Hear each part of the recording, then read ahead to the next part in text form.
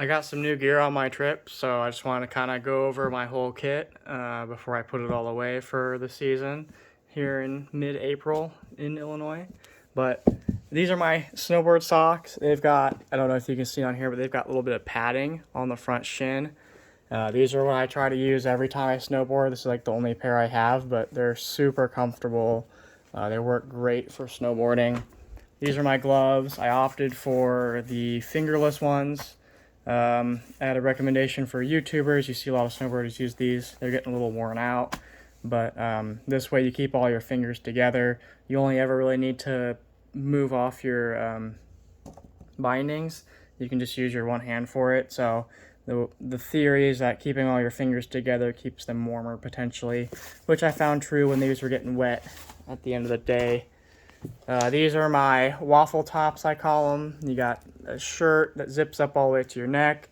Then you've got pants, or long underwear, I should say. These are amazing. I use them all the time. These are my snow pants. It's really hard for me to find anything that's my size, but I love neon colors, and these work great. They're bibs. I love those. This is my snowboard bag. This is what you have to use whenever you take it on a plane. So this can be up to 40 pounds on Frontier, and then you get to take a boot bag separately to put your boots in that can be up to 25 pounds. So you actually get more checked weight basically when you're using a snowboard bag, which is kind of cool. So it locks it in here. But these are the boots that I just bought for this trip. My old boots I had off Craigslist. They were super old, and they were a size too small. So these have the nice little boa here, which I believe if you pop them out, zooms all that in, snap it, and then you just tighten it up, and that's how you tighten the boots up. Super nice. I love the color on these. The fit's really good. They're really warm, but they're also really, really light, which is a nice thing compared to the old boots that I had. They were super heavy. So these also have a heel cincher. So it like cinches this part of the boot down to lock your foot into the heel, which I found super important. So that was really helpful. And these have a lifetime warranty on the cinchers, which is good because I was super worried about that happening. This is my beanie. Don't always wear it, especially if I'm wearing my helmet, which is this. This helmet I got for like $35 on Amazon. But I recently upgraded my goggles. The old goggles I had, I bought from Shields for like 35 bucks. They're not bad, but they're getting kind of scratched up. And they were just getting old, and they weren't really super great to begin with. So I was able to get these Oakley goggles for about 50 bucks, and they're normally like 140, and these are super nice. I've got my goggle condom on them to hopefully keep them from getting scratched up in the future. But these have a super wide angle view. It also has its own second lens for like nighttime or for like heavy snow conditions, so that's super good. These are way nicer, super anti-fog, and they're Oakleys, so that's a nice bonus. But my helmet's got some new stickers on it. I got some old anime stickers. Got, I think, a couple more Breckenridge stickers, so Ski Patrol, Mountain Safety sticker. I got my Melanzana sticker. Oh, this one's classic. Another Breck sticker. So that was about, I got like 100 feet lower than that for Peak B. Technically, I could have hiked up to that, but we'll just say that that's how high I got for Peak 8. Got this sticker, of course. Lovely sticker. Club Penguin represent. CLEW. So yeah, I got a couple more stickers on here. Super excited about that.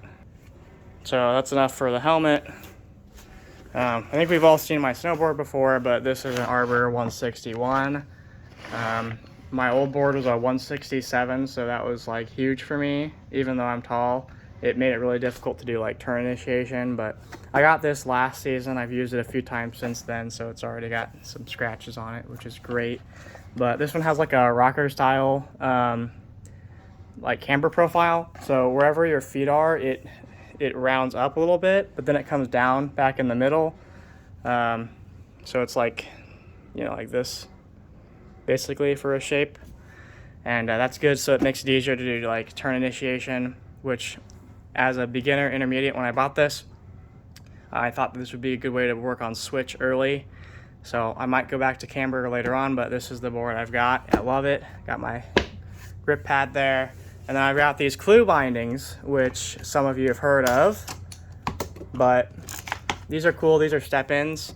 These are particularly different than the Burtons because when you step out of them, so let's say this is attached to your boot.